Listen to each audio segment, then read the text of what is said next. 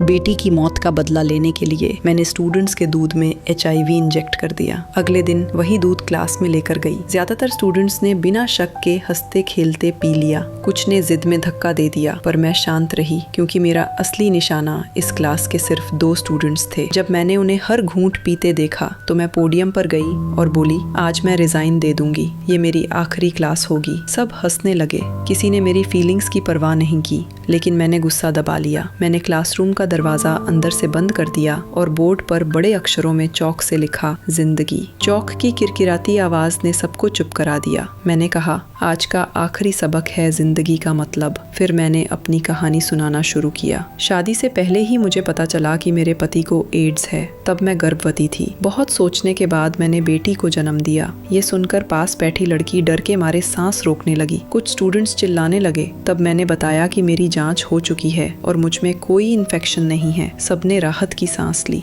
लेकिन मैंने आगे कहा, मेरी बेटी कुछ समय पहले इसी स्कूल में मर गई। पुलिस ने कहा वो डूब गई, मगर मुझे पता है असली गुनहगार यहीं बैठे हैं और वे 2 हैं, A और B। A चालाक था। उसने मुझसे एक बार साइंस प्रोजेक्ट पर साइन करवाने की कोशिश की थी। मैंने मना कर दिया। वो प्रिंसिपल तक गया और फिर भी पहला पुरस्कार जीत गया। नाम कमाने का जुनून था, लेकिन अखबारों ने उसे कोने में छापा। सुर्खियों में आया किसी मासूम की मौत का किस्सा। शायद तभी उसके दिमाग में और गहरी साजिश आई। उसने ढूंढ लिया B को, कमजोर, पढ़ाई में फेल, गेम्स में डूबा रहता और मुझसे पहले ही सजा खा चुका। दोनों ने मिलकर मेरी बेटी को निशाना बनाया, क्योंकि 14 साल से कम उम्र में सजा कड़ी नहीं होती। एक दिन मैं बेटी के साथ शॉपिंग कर रही थी। उसने एक खरगोश जैसी छोटी वॉलेट मांगी, पर उस वक्त मेरे पास पैसे नहीं थे। A ने ये देखा। अगले ही दिन उसने वही वॉलेट खरीदी और B की मदद से मेरी बेटी को दे दी, ये कहकर कि ये तोहफा माँ की तरफ से है। जैसे ही बच्ची ने वॉलेट उठाई, उसमें छिपा इलेक्ट्रिक डिवाइस अचानक चालू हो गया। वो झटका खाकर गिर पड़ी। A ने मुंह मोड़ लिया, मगर B घबराकर कांप रहा था। उसे डर था कि पुलिस उसे पकड़ लेगी। डर के मारे उसने बच्ची को पूल तक घसीटा और धक्का दे दिया ताकि ये डूबने जैसी मौत लगे।